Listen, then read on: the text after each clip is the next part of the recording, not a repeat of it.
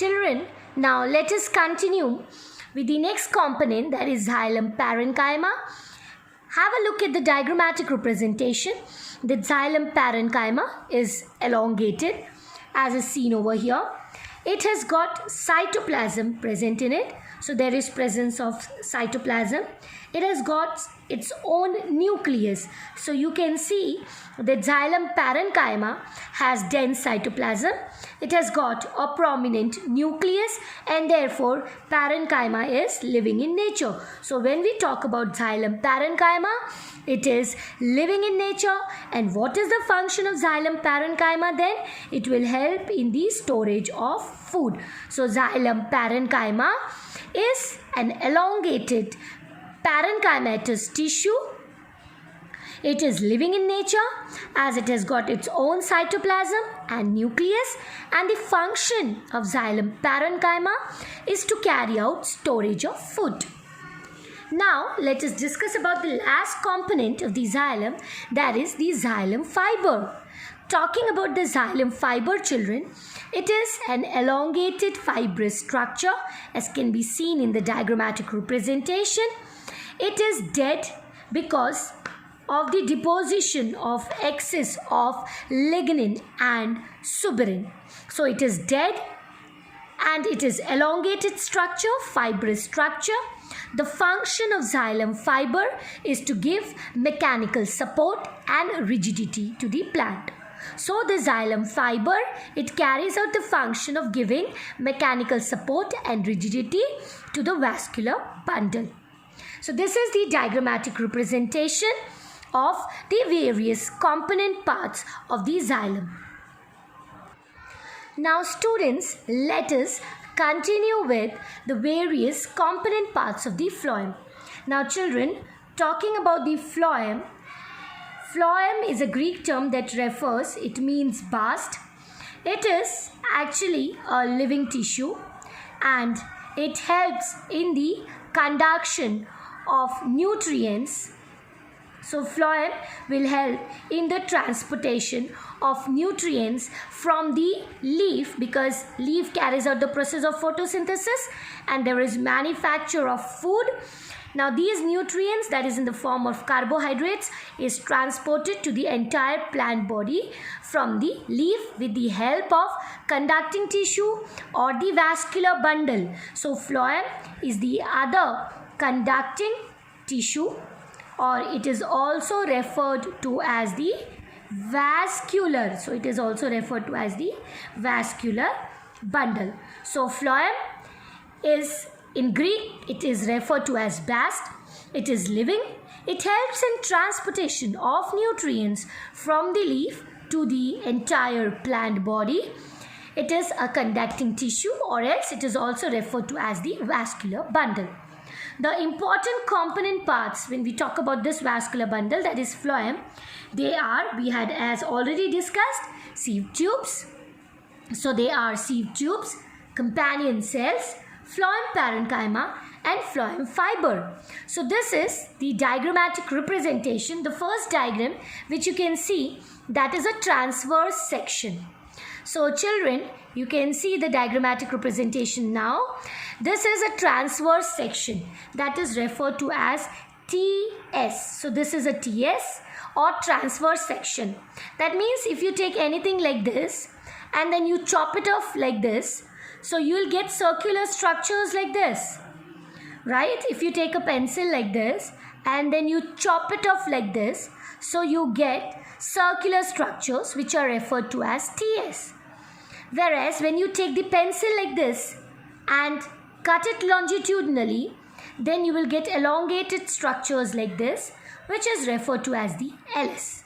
So this is the TS and this is the LS. Hopefully you must have understood that this is the transverse section, and when you cut it like this, this is the longitudinal section. So let us talk about the first component part of the phloem, that is the sieve tube. Now children, when we talk about the sieve tube, you can see this centralized, this light pink color structure, this centralized structure this whole of this structure, which you can see it over here, this is referred to as the sieve tube. So this light pink color structure is referred to as the sieve tube. You can see that it is broad, it is wide, and it is not that elongated. At the end, you can see certain structures lying horizontally, and they are referred to as the sieve plate. So this grayish kind of a structure which you can see over here, that is referred to as the sieve plate. So this is the sieve plate. Okay, and between the sieve plate, in the sieve plate, you can see that there are certain perforations which are referred to as the sieve pore. So they are referred to as the sieve pore. Now talking about sieve tube, as I said, that this light pink color structure is the sieve tube, which will help in the conduction of nutrients. At the end walls, at both the ends, there is presence of sieve plate. Now the sieve plate has got certain perforations which are referred to as sieve pore. Children, this sieve tube has cytoplasm, but there is no presence of nucleus, neither there is presence of endoplasmic reticulum, Golgi, mitochondria. Therefore, children, this sieve tube is dead. So sieve tube is basically dead because sieve tube lacks nucleus.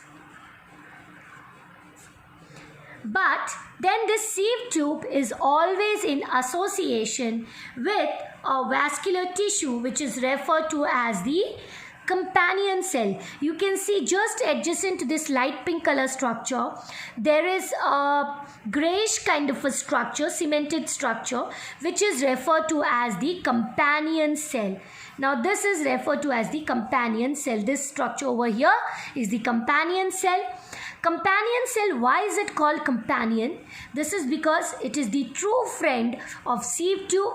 It is always in association or in company with the sieve tube. Companion cell has its own nucleus. It can be seen over here, this dark color structure.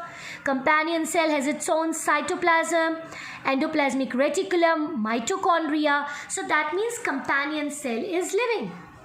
Now when companion cell is living, and it is always in association with sieve tube, therefore sieve tube also becomes functional and it is living in nature. Right? So the sieve tube, though it lacks a nucleus, but then it is always in association with companion cell, and companion cell has its own nucleus.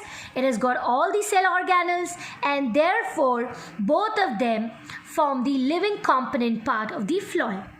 Now talking about the third component part of the phloem, that is the phloem parenchyma.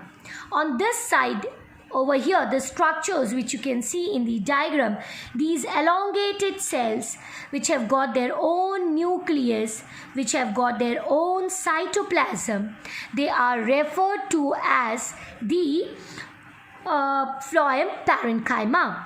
Phloem parenchyma is living. The function of parenchyma is storage, similar to xylem parenchyma. There is also presence of phloem fibers. Now when we talk about the phloem fibers again, like the xylem parenchyma, they are elongated structures, they are fibrous structures, and they've got excess deposition of lignin and suberin. So phloem fibers, they are dead. And what is the function? The function of phloem fibers is to give mechanical support to the plant. So these are the component parts of the xylem and the phloem. Talking about the difference between the xylem and the phloem, children. Xylem, when we talk about xylem, the difference between xylem and phloem, we know that xylem helps in the conduction of water and nutrients, whereas when you talk about phloem, water and minerals, but when you talk about phloem, it helps in the conduction of nutrients, that is food which is manufactured by the leaf. Now talking about this tissue, that is xylem, it is unidirectional. That means what?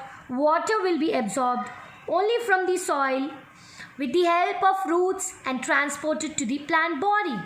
Whereas phloem, it exhibits bidirectional movement. How come bidirectional?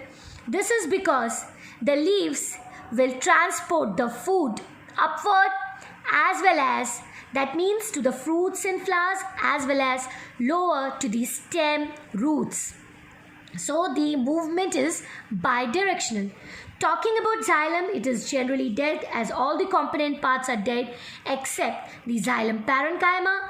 Talking about phloem, only the fibers are dead and all the parts are living. The next is the difference in the component parts. That is, xylem consists of, the components are different.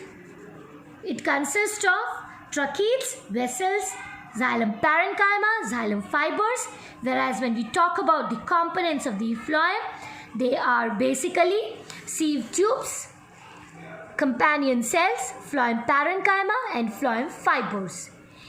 In the next module, we will discuss about the animal tissues. We have discussed various types of plant tissues, that is meristematic, permanent, simple permanent and complex permanent. In the next lecture, we will discuss about the animal tissue and we'll also discuss about the stomatal apparatus.